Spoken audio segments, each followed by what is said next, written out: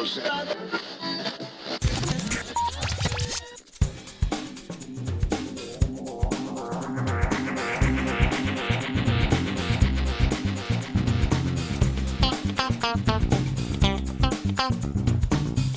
and welcome to episode 433 of Geektown Radio. I'm your host Dave. With me this week is Daryl. How you doing? Did you miss me? It's taken a while. I look back, I think it's probably April last time you were on, and then I was on holiday, and then you've not had internet since you've been back. It's been a while. It has been a while. It was a long internet saga that happened fairly recently, but now my internet is back, so I can just cover some of the things I've been up to. Yes, so what have you been up to? I'll start with the thing that happened the day after my internet went out. Oh, no. On the Thursday, way back on the 8th of August, my internet went out, and I just thought, okay, it happens. And I didn't care because I was off to Witch Bomb 2, a Star Fury event, which is a fan event for fans of Motherland Fort Salem, which is very relevant to me because it's filmed in Canada, and it's a fun show that was on Freeform. It was on BBC here for a while, and then it headed over to Disney Plus, and now it's just disappeared off the face planet. Yes. Okay. And Warrior Nun, it's two shows. Right, yes. It's by Star Fury. Star Fury have been in the con business for quite a while now, and they've got an excellent reputation for delivering really good guests. Particularly notable, I think, beforehand is their Supernatural event. Yes. Formerly the Lucifer event. They're moving away from that now, but those are sort of the two of the bigger ones I always used to see even before I knew what Star Fury was. Yes. So that took place at the Renaissance Hotel, which is a spit distance from Heathrow. And so I headed down to there during the summer. Cool. It was really good. There might be some Motherland Fort Salem Warrior Nun fans, so I'll go through the guests. For Motherland Fort Salem, we had Taylor Hickson, plays Riel. Amalia Holm also appeared in the latest Vikings. Oh, right, yes. The latest season of Vikings was just on. Jessica Sutton, who also appeared in that Joey King Netflix YA series. The Kissing Booth, was it? Yeah. That one? Yeah. Yeah. Lynn Monet, I believe she's in Strike Back these couple of seasons. Right, yeah. And sci-fi fans should recognize Candice McClure from her role in Battlestar Galactica. Right. And lots of other stuff. And then for Warrior Nun, we've got Kristen Terry Young, Lorena Andrea, who is in The Little Mermaid, and Olivia Del. So yeah, it was just over 3 days, Friday, Saturday, and Sunday. We had talks, autograph sessions, photo sessions, a cosplay contest, and it was just really fun to be at an event like that. Probably around 500 attendee fans from all over the world, from definitely some Canadians, met some people from America, France, definitely further afield, like Norway and such. So yeah, cool. Pretty awesome time. Discos every night, which, it's crazy if a disco goes to 2, then you expect people to turn up for stewarding on time. It was really good. If you follow me on Hollywood North News, you can head over there and get my day one report. It should be 3 days, but obviously I had no internet for a while, but the day one report is there. I would highly recommend looking at Star Fury and its lineup. It has a range of shows it goes through. It has, for instance, a DC TV specialist event. It has one for Shadow and Bone, the Netflix and YA franchise. Obviously, Motherland Fort Salem. It does some Supernatural-related stuff still. So if it has a show that you feature, it's definitely worth considering heading there. The hotel itself was great, except for the fact the windows are open, which is a little weird. Yeah, I've been in hotels like that. It's a bit stuffy, and it was a bit of a COVID hotspot afterwards, but never mind. Yes. Second time I went, I'll probably go in next year. Yeah, they do some at the Renaissance Hotel at Heathrow. Some of them are at the Hilton Metropole in Birmingham, which is at the NEC, basically. And like you say, they do all sorts of things. I mean, they do a Hannibal one, Stargate, Star Wars, Outlander. There's all sorts of conventions, but yes, Star Fury conventions. Don't think I've ever been to a Star Fury one. But yeah, they've got a reasonable reputation, those, I think. So worth checking out. Did you get any more information about the rumoured film trilogy thing that they're supposed to be doing for Warrior Nun? Was that No, so that we had, it was probably just after, which from last year to 2023, where we had this big hubbub because someone picked up the rights from Netflix apparently, and we were all very interested. The fans were like bated breath, maybe it's coming back, maybe we're going to get some films and stuff. But in the end, that just seemed to be that someone had acquired the rights to Warrior Nun comics, and they were planning to do some weird AI-generated cartoon series of films. And oh dear! And the fans just immediately went, no interest, goodbye. So it was much to do about nothing, unfortunately. Oh, that's a shame. In that case, so we still wait and hope that something might happen. Yes, that would be nice if somebody did, because it was a great little series, that Warrior Nun series. I mean, I quite like Full Sail as well. I don't think I watched all the seasons of it, but I didn't get massively into that. But Warrior Nun I really enjoyed. So outside of going to conventions, what else have you been doing? Rebel Ridge, the new action thriller on Netflix, just opened this weekend, starring Aaron Pierre, who you might recognize from Krypton. Right, okay. Don Johnson, you should definitely recognize because he's a TV legend. Yes, he's Don Johnson, yes. He's Don Johnson. Anna Sophia Robb, Brice Terbifa, Willy Wonka, and James Cromwell, who you'd recognize. Oh, yeah, I know that guy. I've seen that guy in something. Yes. The director is Jeremy Saulnier. It doesn't mean much to me, but I've read a lot of interviews regarding him, and definitely there's a lot of buzz around his films. So, an ex-Marine grapples his way through a web of small-town corruption when the attempt to post bail for his cousin escalates into a violent standoff with the local police chief. So this film starts pretty much as it means to go on. We see Aaron Pierre just riding along, listening to some tunes, when he gets bumped by a police squad car, who then threaten to arrest him, threaten to search. There's some push back and forth.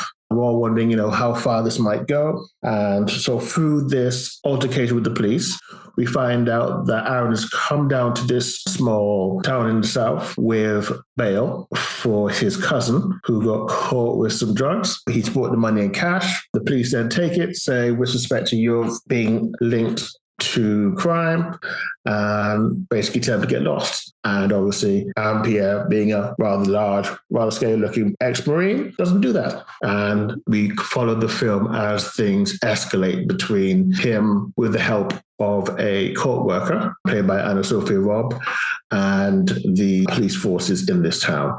There's a tension all the way through, you just wondering where things will go next. It was a lot of fun. It leaves you angry. It's definitely entertaining, very well made, definitely good enough that it could have been in the cinema for a proper release. But I do think the fact that, it is fronted by Aaron Pierre means maybe it wouldn't generate the sort of money that you would need for it to have that full film release. But definitely worth watching. Yes. It's very strange though, because it comes really, really close to being almost the same movie as Trigger Warning, which came out in June. Right. It's a Jessica Alba actioner where she, a military operator, so like special forces, heads back to her town in the south of America after her father mysteriously dies and gets into an altercation with the local authorities.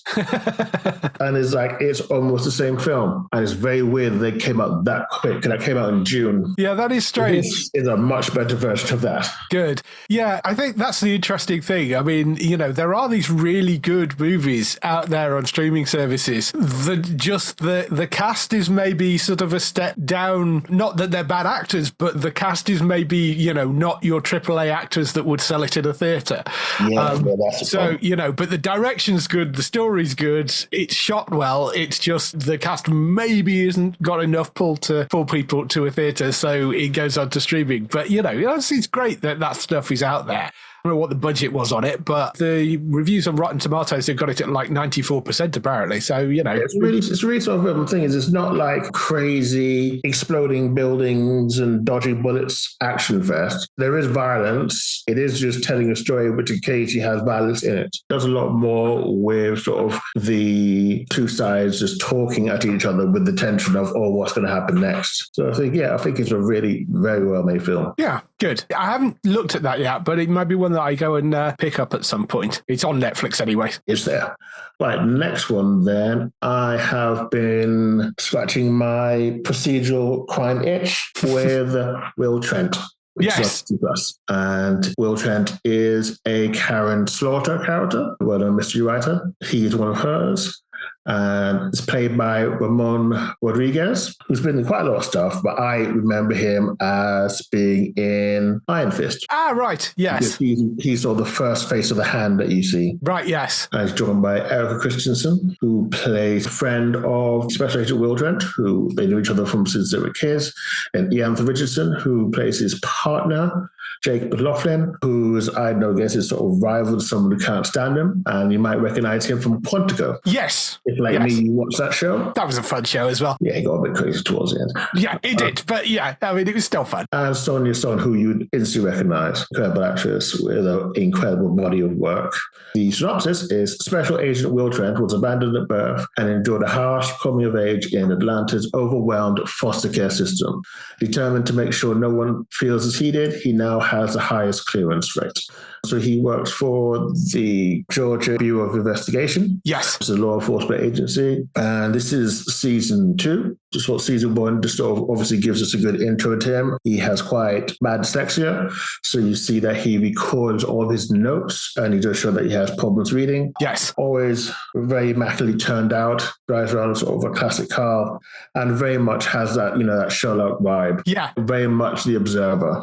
We just sort of follow along. And in the first season, we have this crime that brings his life in the foster care system to the surface. Both he and the detective played by Eric Christensen were in the same foster system and they shared homes for a while. And we sort of see all that. And he also, this happens in season 2 again, he gets these sort of visions, which is weird. It doesn't sort of rise to the level of like hallucinations. I think it could be interpreted more as like past trauma, sort of. Yes. Past trauma sort of serving as a guide, leading him in the right direction. That happens in both seasons. And I think I've been about 5 episodes. I don't think there's about many more. I think it's 9, not sure. 10 episodes. Oh, yeah, 10. So yeah, it's pretty fun. It does spend a lot of time on the characters. So it's very different to your sort of Law and Orders and others type shows. There's a lot more emphasis on the police officers and special investigators that we work on. And a lot of it does tie into the past. For instance, we see a lot of Sonia Stone's past. She is the deputy chief. She's an LGBT officer and black at the highest level of thing. And a couple episodes go back to her time when she was a patrol officer. Yes. Played by Sydney Park, who does a really good job. And yeah, it's very interesting. There's a lot of things that I haven't seen before in procedurals, which is crazy considering the hundreds of procedural titles we must have seen over the course of our lives. Yeah, it is quite a nice original procedural. That the cast is really good. The setups are nice for it. And I'm 4 episodes into the second season so far, something like that. But yeah, I've actually been enjoying it. I struggled a little bit when I started with it on season 1, but I've kind of got into it and really quite enjoying it. Had some interesting faces pop up as sort of recurring characters as well. Yeah. Jennifer Morrison pops up as a recurring character who you'll know from things like House and Once Upon a Time as well. And Mark Paul Gosselaar, who you'll know from Saved by the Bell, and he's done a bunch of other things since then, of course, as well. But, that's Zach from Saved by the Bell. He's never going to get away from that, I don't think. So, yeah, I mean, there's been some great people in it, and the main cast are brilliant. Very, very enjoyable. It's on Disney+. If you like those sort of procedural things, Will Trent is certainly one of the more interesting, different ones out there that's worth checking out. Yeah. Okay, so I went to watch Twister. Is this Twisters, the new one? Yes. With an S. Yes. Not to be confused with The Twisters, which is the Asylum ripoff. Yeah, and there was an original film called Twister, wasn't there? I think. And then, so this is Twisters, the sort of new one, a standalone sequel to the original, apparently. Yeah, however they want to sell it to us. At the end of the day, you know exactly what you're going in for when you see that. Yes. Off we go to, I believe it's Oklahoma, with Daisy Edgar Jones's lead character. I think she does really well here. We see seen the first scene that they're trying to control the weather, but not like in an evil mastermind sort of way, more in a way to, stop tornadoes and potentially save lives. Yes, genuine scientific way of trying to stop them. They're storm chasers and they're trying to find ways of stopping tornadoes. Yes. Indeed. Anyway, unfortunately, things go very, very wrong for her and her team, and they get caught, and the team involves her boyfriend and a number of her friends. And unfortunately, at the end of things, only 2 of them make it out. And we sort of get a time jump, and Daisy's sort of gone back from field work and is now working in the meteorology office when she gets a call from her friend, the other survivor, Anthony Ramos, who wants to come back down because she's the best storm chaser he knows. He's got himself a new group and he wants to come down and manages eventually to talk it into returning. And that's sort of where we go from there. When she gets there, she immediately meets this brash new style of tornado chaser played by Glenn Powell. He's live streaming everything. Right, yes. He has a massive fan following. Just think of any sort of influence that you would dislike. I just imagine them being smacked down right into whatever your favorite thing is. Yes. That's him. They sort of playfully clash. He quickly realizes how skilled and talented she is. And basically, we're just watching things go because she's there for this experiment because she can help a friend. And it's tornado season. And we get plenty of tornadoes. Yes, cool. It's a pretty wild ride. Definitely worth watching in cinema. I'm glad I did. Lots of fun. Glenn Powell's pretty awesome in this. So is Daisy Edgar Jones. The only slight problem I have is that they make this unnecessary love triangle where there didn't need to be one. Right. Well, I mean... and you get to see David Collins with the new Superman, if you happen to watch this. Oh, okay. Yes. Because he is part of Anthony Ramos' team. Oh, okay. Just looking through the cast list. I mean, I'm terrible at getting out to go to the cinema, so I probably won't go to the cinema to see this, but I might pick it up when it comes out on home release, which I think is fairly soon, actually. I think it's... Yeah, I think it is, yeah. It came out, it definitely came out afterwards. I guess it was fun. I follow actual storm chasers on YouTube when they live stream their stuff. Well, there you go. Yeah. Awesome. Twisters. That's one to go and check out. It's available, I think, to stream as well now. So. And the last thing, I definitely thought of Geektown when I saw this, was Under Paris on Netflix. Okay. It is a story about sharks under Paris. Excellent. Basically, we're following a marine biologist and her team, who are obviously looking at the migration of sharks in terms of the result of climate change on them. They're out in the ocean, tracking them. They head down into the water to tag one of them. You know where this is going. Things go very wrong, and our lead loses her team, except for obviously a couple of the people who are on the ship. She retreats from doing the field work, come back to her in Paris, doing her thing, keeping to herself. Enters some young eco-warriors who approach her because they have hacked the tracker that she has on one of her sharks, and they've noted that it's coming to Paris, and all this is happening on the eve of the Olympics.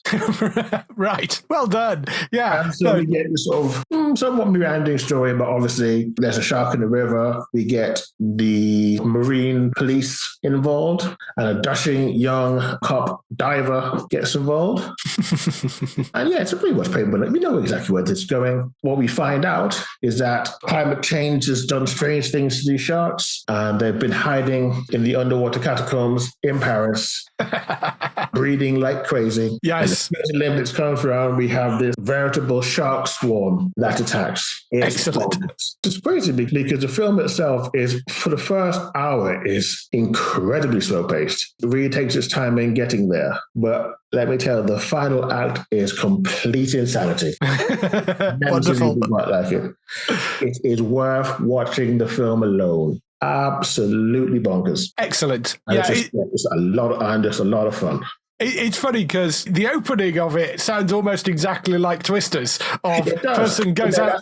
That's just literally how you write a disaster film. Yes, lone person gets pulled back in after losing their team. Yes, it's always the massively talented person gets something wrong, pays a horrible price, and goes into exile, only to be brought back for one more mission thing. Yes, and then it's sort of a cross between Jaws and Sharknado by the sounds of it for the rest of it. But yeah, it doesn't go completely wacky. When I say it goes over the top, it's it's just like the amount of money and stuff that they throw into it, like, and all the special effects and practical effects stuff that goes into it. It doesn't go crazy. I think probably the most wacky thing of it is that, when you have the old idea of you've got to stop the event, and you always get the players go, oh, no, it's going to be fine. The politicians here are so just over the top evil and just like complacent. It's just, it goes past where you go, no, I don't believe this. It's like, I think we've all seen politicians make questionable decisions, but this is just so over the top and blatantly wrong. It's like, no. Yes. The writer just makes go, oh, this is terrible. Come on. Of course you can swim in it saying, I don't care if there are sharks in there, that sort of thing. Yes. Yeah, so that, I think that's the only bad point. But yeah, the final sort of sequence is crazy. Absolutely wrong. Excellent. Good. Well, yes, that's a nice selection you've come back with. So, yes. I'm glad to bring back some fun stuff. Yeah, definitely. Me, just to move from TV and film stuff on to gaming, I literally, just before I came on the podcast, I've finished the main plot of Star Wars Outlaws, which I talked a bit about last week. That video game I've really, really enjoyed. And I know there's been talk online about it having bugs and issues and that sort of stuff. I have to say, I've had a couple of crashes later on in the game, and that may be because I've got the graphics settings punched up higher than they possibly should be for my system, but it could just be an instability in the game or a memory leak or something. But there've been a couple of minor little crashes, nothing major. Throughout the rest of the playing of it, I've not really had any problems at all. And I think the storyline's really fun. As I said last week, I think it's a solid sort of 7, 8 out of 10 game. The character is enjoyable. The storyline's enjoyable. It is by no means perfect in that the combat is a bit fiddly, both in space and on the ground. It's not necessarily massively original in terms of the combat and how you move around. I mean, a lot of it is kind of Uncharted with a Star Wars skin over the top of it. It's not something where your choices are going to make massive differences to the plot. It's got a very sort of on-rails main story to it, but there is a lot of open world stuff that you can do in terms of, you're playing this smuggler and this scoundrel, and there's a big open world environment and you can work for these various cartels. And as you sort of gain favor with one cartel, you inevitably end up upsetting one of the other cartels if you kind of do a job for them, because quite often you're stealing from one cartel to help the other. So there's that sort of thing to balance out. It is possible to actually get positive ratings with all the cartels. I think there's 4 main ones in the game. And that's kind of quite a nice system that's a little different to some other games out there. But overall, thoroughly enjoyable, really positive story. To get through the main story as well as sort of playing around with the side quests, not all the side quests, but a lot of them, I've done about 40 hours in it, which is a pretty reasonable, solid amount of time for that sort of game. And there is still a lot of stuff once you've completed the main story. You can go and finish off to side quests and all that sort of stuff afterwards. There's probably a good 50 hours of gameplay in it without too much difficulty, and there is room for them to expand it with DLC and that sort of stuff. It's from Ubisoft, and Ubisoft are quite well known for dropping the prices of their game fairly quickly. I think there are deals around on it already, but you can always wait for sales and go and pick it up in a sale. But it is well worth picking up, particularly if you're a Star Wars fan. It does have a few characters that you will recognize, but they're quite sparing with that, and no Jedi in the entire thing, which I don't know whether that was a rule of just flat out no Jedi, but I mean, it is set between Empire Strikes Back and Return of the Jedi, so there aren't that many of them around anyway. But it's really nice just playing in that environment, and you're not playing Jedi, you're in this really nice, rich world that they've built. I would say go out and pick it up. It's really good fun. And one of the reasons I've completed the main story today, because we're recording this on the Monday, tomorrow, Tuesday, the 10th of September, Satisfactory comes out with 1.0, which, as we've talked about Satisfactory many, many times before on here, it is a factory building game. You're basically dropped on a planet which is all beautiful and pristine and told to stick down factories and mine it for its resources for your corporate overlords. That's essentially the sort of basis for it is it's like many other factory games in that, you start off with basic miners and they throw out resources. You smelt the ore that you get out of that and turn it into iron bars and copper bars and stuff. And then you combine that and build stuff out of that, which allows you to build bigger miners and build bigger factories. And you're supposed to be sort of creating stuff for this space elevator. And there are specific things that you are creating, feed into the space elevator, and that levels you up and gives you additional tiers. But the 1.0 version of the game has a story released in it as well. So there is a bit more of a story going on. Again, I mean, you can just play around in the world and just build factories till your heart's content, which is what people have been doing for the last however many years it's been in development. But I've really loved playing through that game. It's really nicely put together. I'm so looking forward to the 1.0 release, so I will be playing that. So if posting slows down on the website, that is why I will be playing Satisfactory. But in terms of TV and films and stuff, went through a rewatch of The Batman because obviously the Penguin TV series is due to come out reasonably soon. And I had an issue with that film when I first watched it, and I don't know whether I was quite in the right frame of mind for it. So I wanted to go back and do a rewatch for it. It's also very, very long, that movie. I mean, it's ridiculously long. And I still think it needs an editor. I still think there is a lot you could chop out and it could be a lot shorter. I do like the tone of it. And I like the detective stuff that they put in, which is something we hadn't really seen in a Batman film before.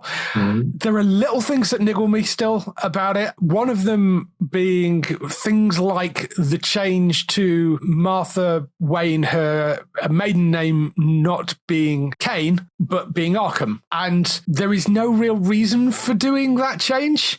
And you kind of like, if you're going to do something like that, at least make a reason for doing it. And it's little things like that that just make me flinch a little bit when you do things like this. If you're going to make changes to the established canon, at least have a reason to change the established canon, So there are little things in there like that that bug me.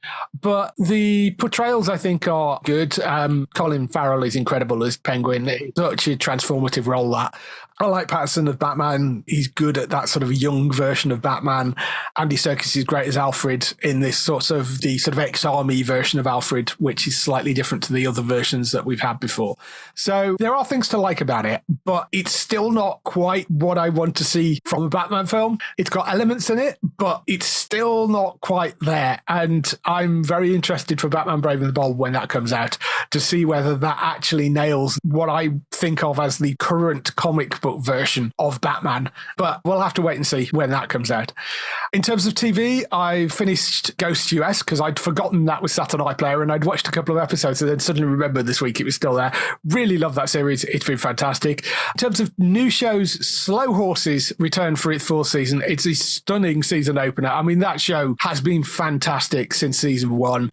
Gary Oldman is brilliant in it again. It opens with one of their own getting killed, or does he? And I think it's fair to say that because you kind of can guess which way it's going pretty much straight away. It's a really interesting kind of opening episode of it, and I'm very intrigued to see where they go with this series. I know it's got at least one more season coming. There's, I think, 10 books or something for them to get through, and they've only got 5 seasons ordered so far. So we'll see how long they keep going for it. I know Gary Oldman has said he's basically happy to play this character until he retires. So if you've not watched No Horses on Apple, it's worth getting an Apple subscription just to go and binge your way through all 4 seasons of that. It's just such an outstanding piece of TV, that is. One of the other newer shows that I picked up, because Netflix has been nagging me about it, saying, we really think you like this. So I was like, fine, okay, I will go and check it out. It's called Kaos. You've probably seen trailers and stuff floating around because it's got Jeff Goldblum in it as Zeus. And the basic premise for it is that it is a retelling of Greek myth, but set in modern day. So in this version of reality, the Greek gods are real. People kind of know that they are real, and they live on Olympus, or some of them do, and they are worshipped, and the sort of Greek mythology is the predominant religion around the world. Jeff Goldblum plays Zeus. Janet McTeer plays Hera, which is his wife and sister, because it's Greek mythology. And the other main players you've got in there is you've got Cliff Curtis in there as Poseidon. You've got David Thewlis as Hades, Honora Perrineau as Riddy, and Killian Scott in there as Orpheus. And they're sort of pretty much the main kind of characters. Oh, and Nahan Rizwan as Dionysus as well. So they're your sort of kind of main group of characters. You've got people like Billie Piper that pops up in there, Eddie Izzard, or Susie Eddie Izzard as she is these days. And Fayed Al-Sayed also pops up in there, who you might know from Class, and he popped up in Gangs in New York, and he's been in a bunch of other things as well. Daniel Lawrence Taylor, Joe McGann. So yeah, there's an interesting kind of cast setup. It's from Charlie Koval, who did End of the Effing World, and he's done a number of other things as well. It's got this just beautiful, really odd vibe to it. And, you know, once you sort of get yourself into that world and you're like, okay, so I get what they're doing. The Greek gods are real and this is the setup for this universe.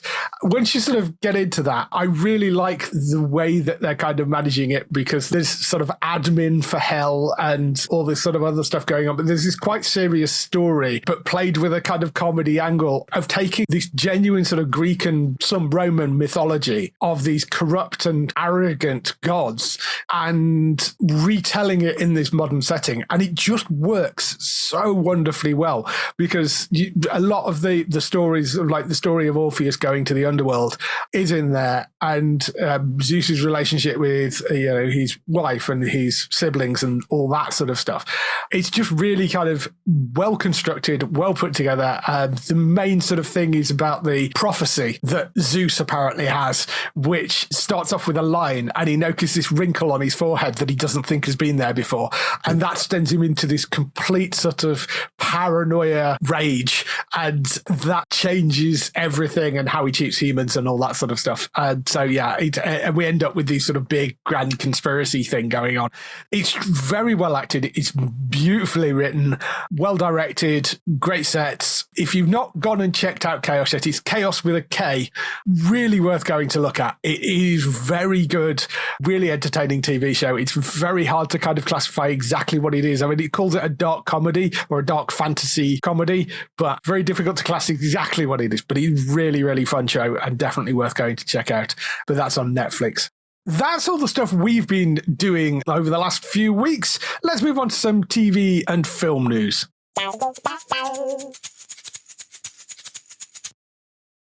So we kick off the TV and film news with the renewals and cancellations. And one of the things that has been announced as cancelled is The Winter King, which was released a while back on ITVX. I don't think it's actually come onto ITV1 yet. I think it's due to release on there later next year at some point.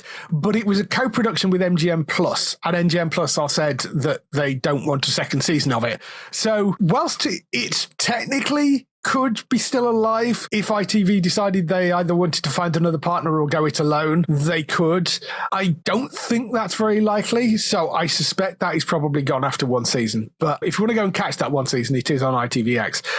Did you see any of that? I did not. No, I just noticed that. I think it was in it for Agents of S.H.I.E.L.D., which I thought was interesting. Yeah, Ian DeCaster is the sort of lead, plays Arthur. It's based on a series of novels, which are quite well loved. It was Ian DeCaster in the lead, and it's sort of a retelling of the Arthurian legend sort of thing. I watched a few episodes of it. It was quite enjoyable, but having said that, I didn't go and finish it. So, that maybe tells you something. Beacon 23 has been cancelled after 2 seasons. That is another MGM Plus series. It actually ran on Paramount Plus in the UK, but it was a sci-fi which starred Lena Headey. Beacon 23, that's got 2 seasons, and that is now gone.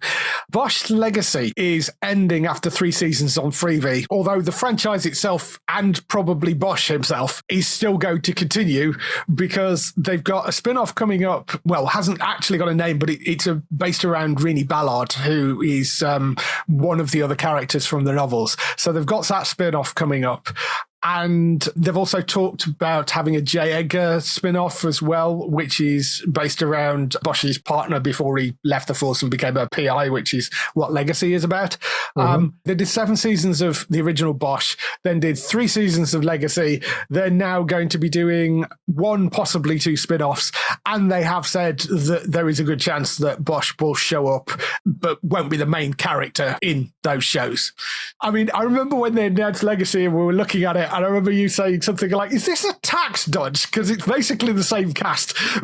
It does sound like a handy way of resetting everyone's rates. Yes, it does sort of feel like that it's a way of keeping the wage bill down by kind of completely changing the show every 3 seasons. AKA for us normal people when you have to apply for your own job. Yes, Titus Welliver's been playing this character for... I suspect he probably wants a break now. I suspect he probably wants to be a little bit more flexible in how much time he has to hand over to filming. Exactly. To come back. Yeah, I mean, he's been playing this character for 10 years, across 10 seasons. So it's understandable if he wants to step back a bit. But as I say, the character himself is still going to be alive in this universe, and he's still likely to show up in the other shows. He's just not going to be leading them. So the universe itself is still going to keep going.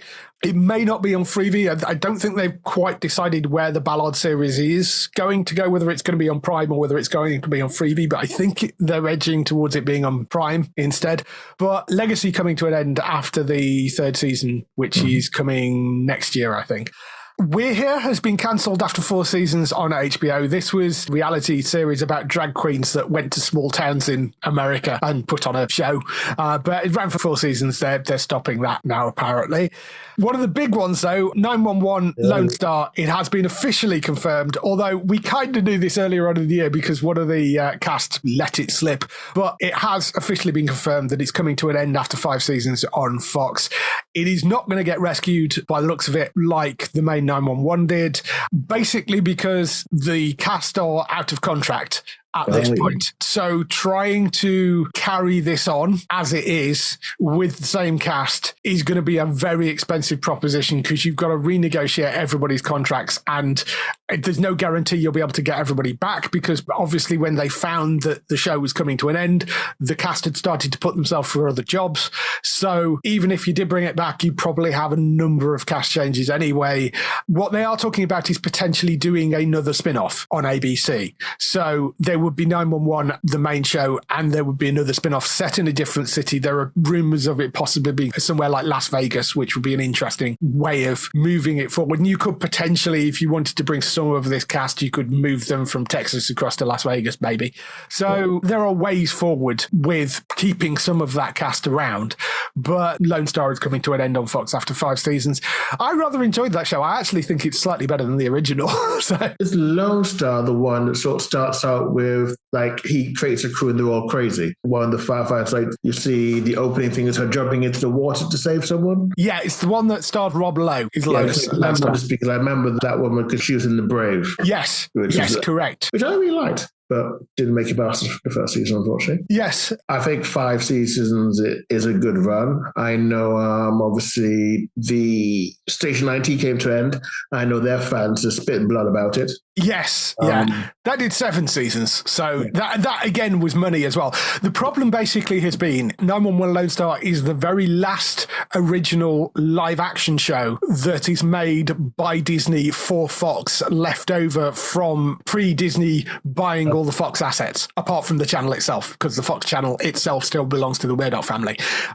So because of that, it means that Fox are basically renting back the thing that they originally owned. They're having to sort of buy it back off Disney to be able to air it.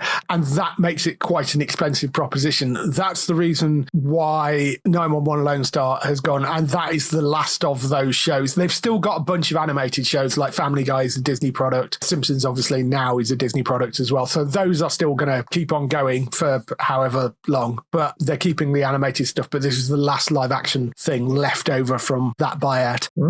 Buying London has been axed after 1 season on Netflix, which I assume it was a property thing. I've never seen it, so yes. I assume so. Yes, that's got off from Netflix after 1 season. And the BBC has also announced that the spin-off to Abby Morgan's The Split, which was called The Split Up, which we did mention a while back, that apparently is has been put on hold indefinitely due to creative and editorial reasons. What those are, we don't know, but it looks like somebody took a look at it and went, I don't like where this is going, and decided that they weren't going to continue with it. So whether it pops back up again at some point, but I mean, on hold indefinitely is what they've said so far. That spin-off doesn't look like it's going to be happening anytime soon. If you're a fan of The Split, which I think ran for 3 seasons originally, but there was going to be this spin-off called The Split Up, which followed some of the characters, but in different situations. That now is not happening anytime soon anyway. Over onto the renewals. Only Murders in the Building, which recently returned for its 4th season, has already been renewed for a 5th season, which I'm very, very happy about. It's a Hulu show in the US, Disney Plus show over here. And should also say congratulations to Selena Gomez, who is apparently now a billionaire.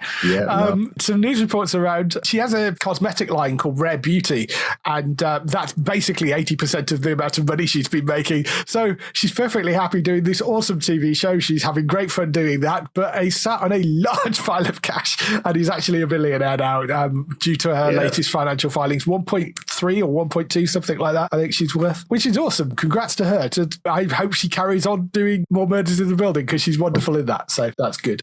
Mr. Big Stuff, the Sky series from Ryan Sampson and also starring Danny Dyer, that has been renewed for a 2nd season on Sky. It was quite a big launch and a big hit for Sky by the sounds of it. One of their biggest comedy launches of the year. I've not watched it. I can't judge it one way or another, but Gray watched it and said seemed like just a vehicle for Danny Dyer, but it seems to have found an audience. So that will be back for a 2nd season. And in sort of completely other type of news, the 1% Club, the game show, has been renewed for a 4th and 5th season on ITV. So if you like that game show, it'll be back on ITV as well. On to pick up some other news, and we've got a few early air dates for you. Winona Earp, Revengeance, which is the feature-length movie that is attached to the Winona Earp franchise, carries on the story after the end of the series finished. Sky Sci-Fi and now have announced that it's coming on the 25th of September to that at 9 p.m. It will be on Sky Sci-Fi and also be on Now streaming service.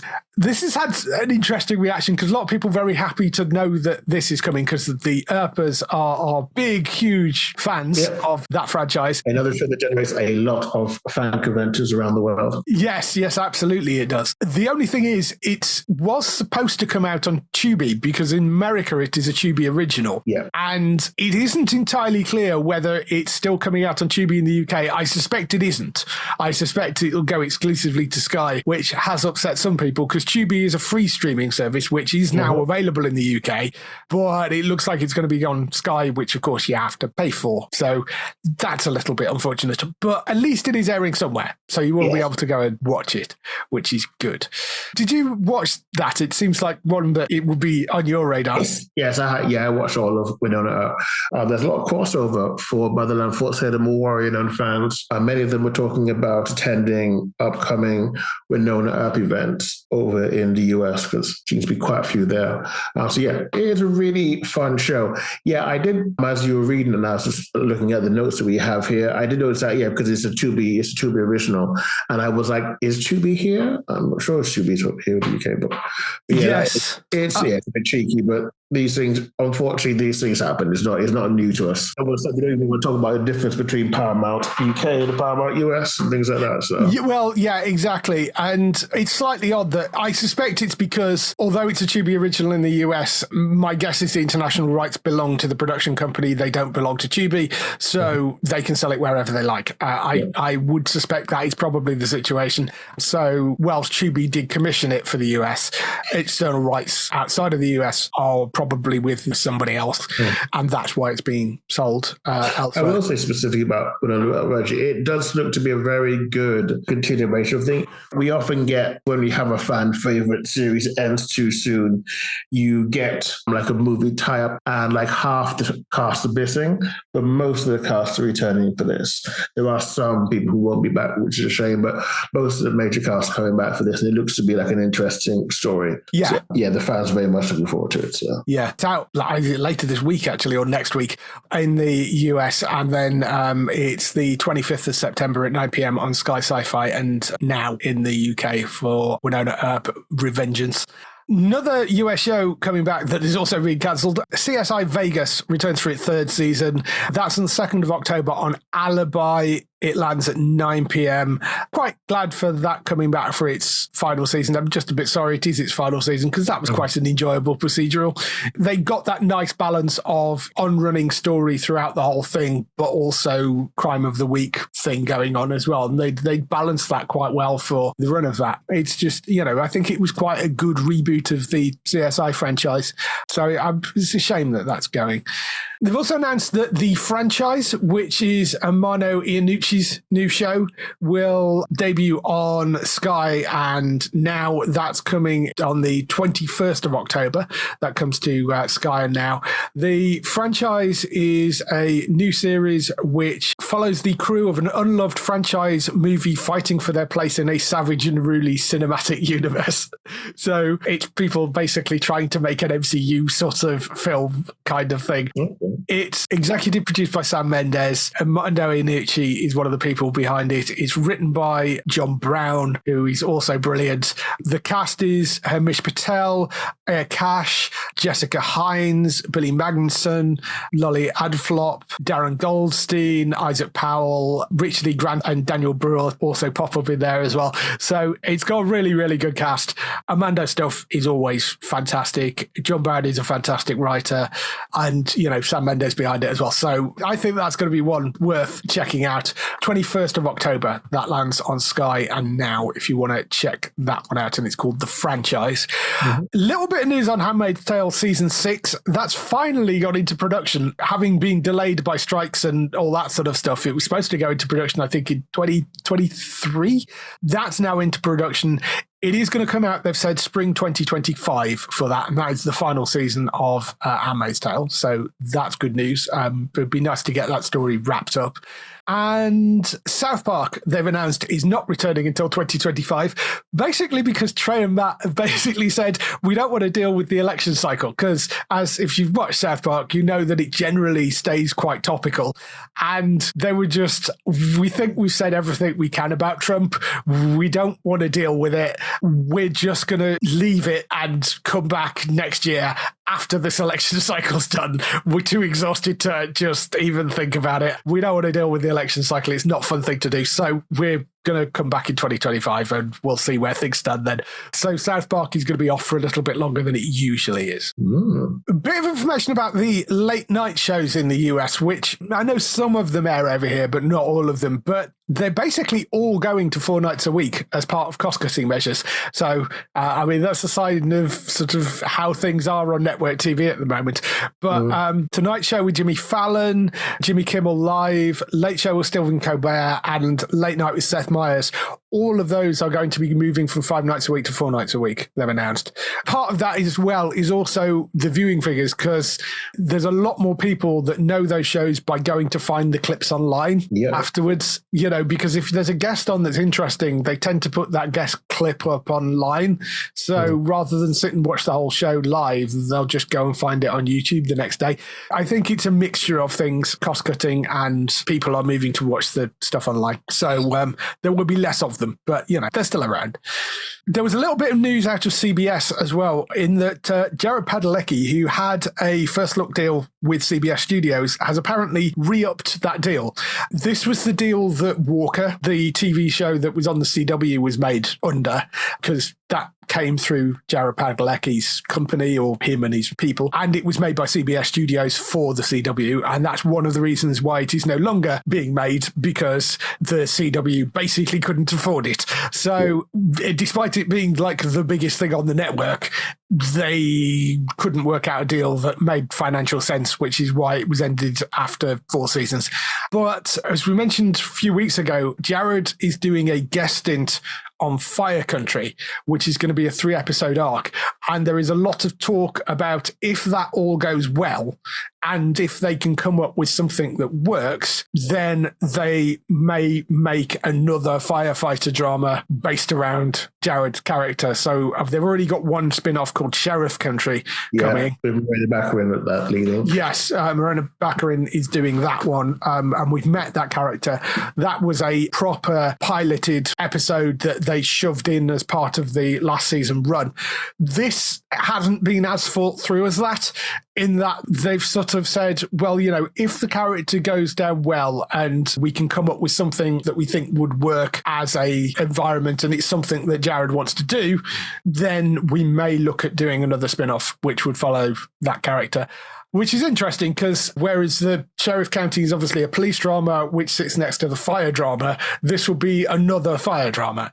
So it's how you distinguish those two things, which could be a little trickier. So I don't know. It feels like a bit too much. It feels like I'm sure they can just find a different project for Jared to lead up. Yeah, I mean, it's entirely possible that he may decide that they want to do something else entirely. I mean, apparently the thing that they're talking about at the moment is something called Fire Country Surfside, which presumably that's how they would kind of distinguish it, is that it would be a coastal thing and fighting fires around the coast in some way, and it will be more Southern California based.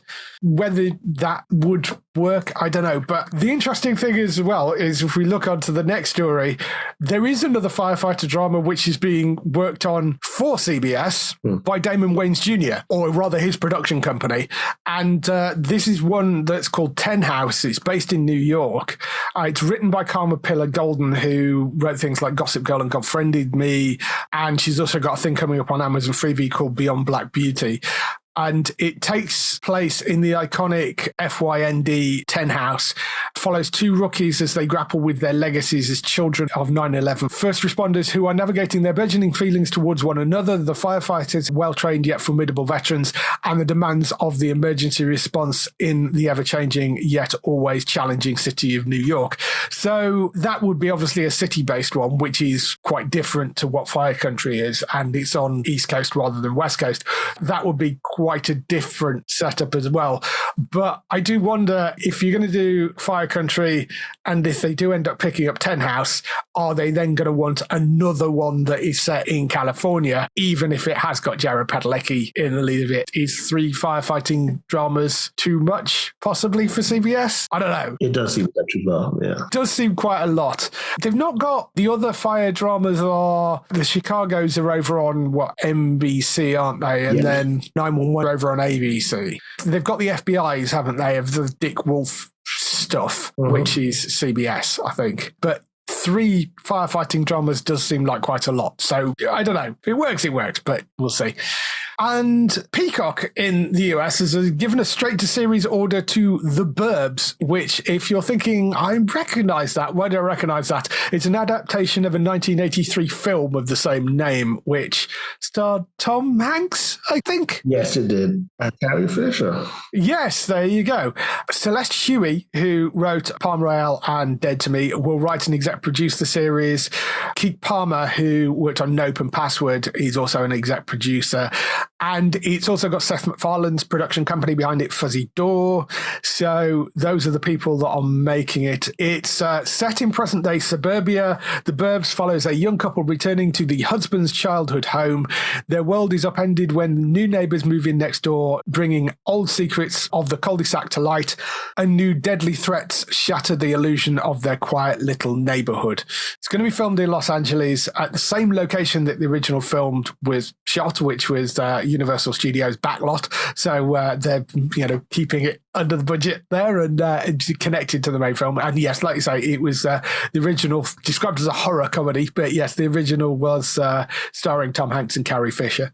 Any interest in this? I think I saw the original film at one point. I'm not sure I saw the original film. I'm not sure what genre this is going into. Yeah, I can't quite remember. I remember it being a comedy, but they describe it as a horror comedy, and maybe it was. I don't know. But yeah, I mean, interesting group of people behind it.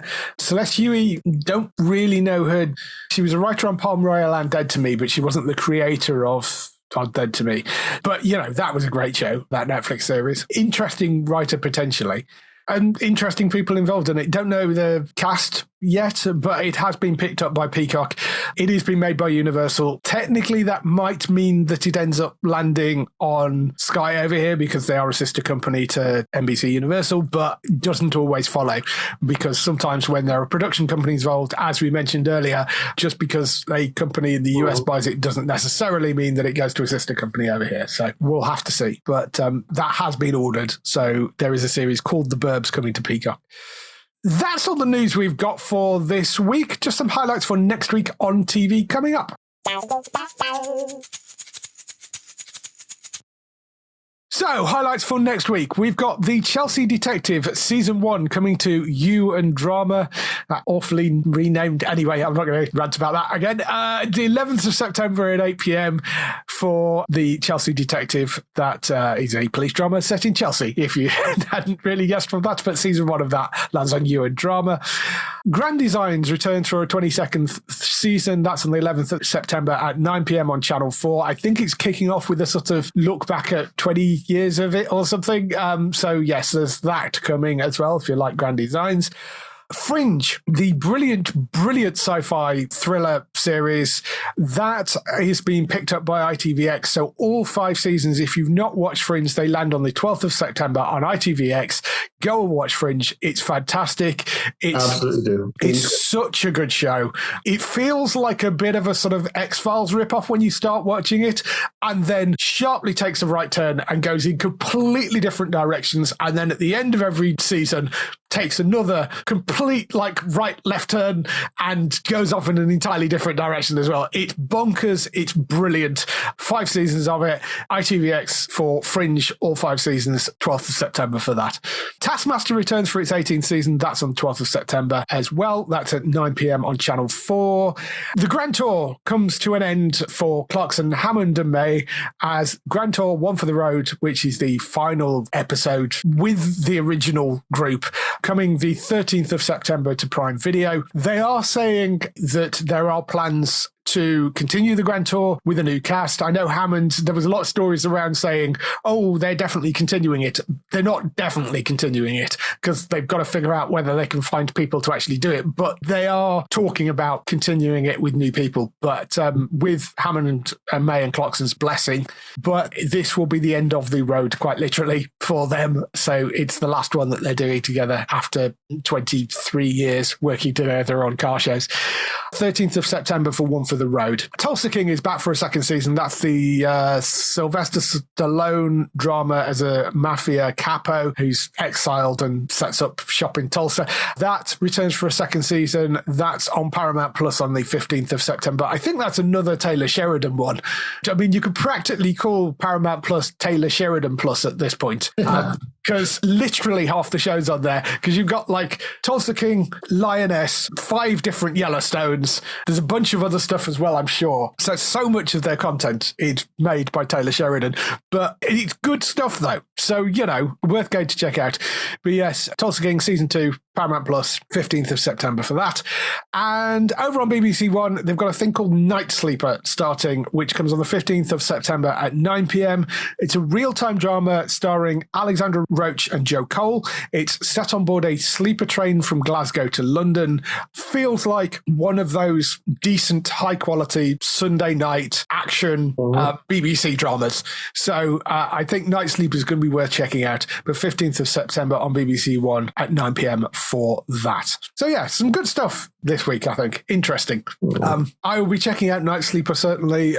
Quite partial to Grand Design, so I might go and watch a bit of that as well. I don't know, maybe it's time to go back and watch the first season of Fringe. Yes, be interesting to see how well it holds up, because I haven't seen it for a while, but really, really enjoyed that show. It's so good. So that is everything from us this week. If people want to find more from you, Daryl, where can they find you? Okay, so they can head over to hollywoodnorthnews.net, which contains all the relevant links to our social media, and to find out all the fun things that happen up in Canada. We cover all the best TV and film news. The latest thing we did was I did a review for a Canadian film which premiered at TIFF, Toronto International Film Festival, called Seeds. And you can read the review now. Cool. So go and check that out at hollywoodnorthnews.net for that and everything else that is shot up in Canada as well. Matt, of course, you can find over on entertainmenttalk.org for lots and lots more podcasts. I'm not sure how Manu did this weekend, but hopefully it was better than last weekend. There's lots of Manu podcast and the gaming podcast and all that other stuff as well. So go and check him out. He's got lots of stuff over there on entertainmenttalk.org. And for us, you can visit the website at geektown.co.uk throughout the week and see all the latest air date information. If you want to get in touch with your questions or comments, email us on podcast@geektown.co.uk. Leave a message on the website page. Find us at Geektown on Twitter, on Facebook at facebook.com/Geektown, YouTube at youtube.com/Geektown, on Blue Sky at Geektown, on Instagram at Geektown UK, TikTok at Geektown UK, and Threads at Geektown UK. That is everything. We shall see you next week. Bye-bye. Bye-bye.